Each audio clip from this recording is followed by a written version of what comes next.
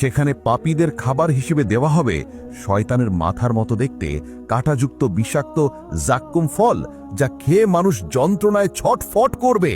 Glass দিয়ে তাদের পান করানো হবে ফুটন্ত পানি, দুর্গন্ধযুক্ত রক্ত ও পুজ।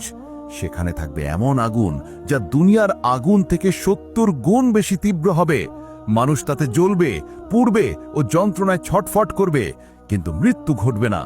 সেখানে এমন ভয়ঙ্কর ঠান্ডা থাকবে যে মানুষ বরফের মতো জমে যাবে। কিন্তু ভয়ঙ্কর বিষয় হলো তারা মরতে পারছে না, কারণ আল্লাহ বলেছেন তারা যতই মৃত্যু কামনা করুক না কেন তাদের মৃত্যু আসবে না। এটাই জাহান্নাম, যা ঈমানদাররা দুনিয়ায় বারবার পড়েছিল, কিন্তু অবিশ্বাসীরা উপহাস করেছিল। হ্যাঁ বন্ধুরা, এটাই সেই ভয়াবহ জাহান্নাম যা প্রতিটি গুনাহগারকে ফেস করতে হবে। আসুন এই ভিডিওতে সেই জাহান্নামের শুরু থেকে শেষ পর্যন্ত জেনে নিই, যার প্রতিটি কথা কুরআন ও হাদিস থেকে নেওয়া, কিন্তু দৃশ্যগুলো বোঝানোর জন্য আর্টিফিশিয়াল ইন্টেলিজেন্সের কল্পনা শক্তিকে ব্যবহার করা হয়েছে। এক বজ্রের শব্দে আসমান ছেড়ে গেল। ফেরেশতা ইসরাফিল আলাইহিস সালাম শিঙায় ভু দিলেন। এক ভয়ঙ্কর শব্দ ছড়িয়ে পড়ল গোটা মহাবিশ্বে। তারপর সব কিছু থেমে গেল। তারারা ফেটে গেল, সূর্য নিভে গেল, চাঁদ টুকরো টুকরো হয়ে গেল। এক গভীর অন্ধকারে পুরো মহাবিশ্ব পতিত হল। মৃতরা মিশে গেল মাটির সাথে, সময় থেমে গেল। কি ভয়ঙ্কর সেই নিস্তব্ধতা! ৪০ দিন, ৪০ বছর, নাকি ৪০,০০০ বছর, কেউ জানে না। কারণ সময়ও থেমে গেছে, স্থানও বিলীন হয়ে গেছে। শুধু আল্লাহ জানেন এই অপেক্ষার দৈর্ঘ্য কত হবে। মৃতরা মিশে গেছে মাটির সঙ্গে, হাড়গুলো মিশে গেছে ধুলায়, চুলগুলো পচে গেছে, নখেরও অস্তিত্ব নেই। কিন্তু আত্মাগুলো এখনো অপেক্ষায় আছে।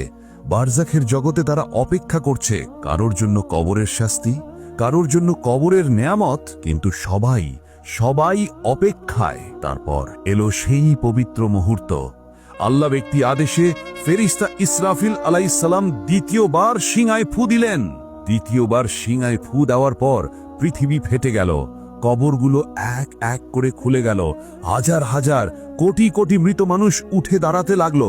প্রথমে ভেতর থেকে উঠল হাত, তারপর বাহু, তারপর মাথা। হাড়গুলো এক এক করে জোড়া লাগলো, মাংস জুড়ে গেল হাড়ের সঙ্গে, চুল গজিয়ে উঠল মাথায়, চোখ বসে গেল চোখের কোঠরে।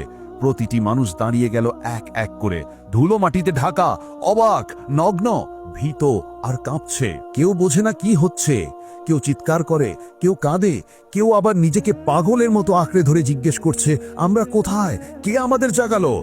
মুহূর্তের ভেতর এক গম্ভীর কণ্ঠস্বর ভেসে এলো, এটাই সেই দিন, আল্লাহর প্রতিশ্রুতির দিন, নবীদের সতর্কবার্তা আজ বাস্তব হয়েছে। পৃথিবী নতুন এক রূপ নিল। সব সমুদ্র শুকিয়ে গেল, সব পাহাড় ধ্বংস হয়ে সমতলে মিশে গেল। এবার তার রূপ নিল এক বিশাল ময়দানে, যার কোনো শেষ নেই।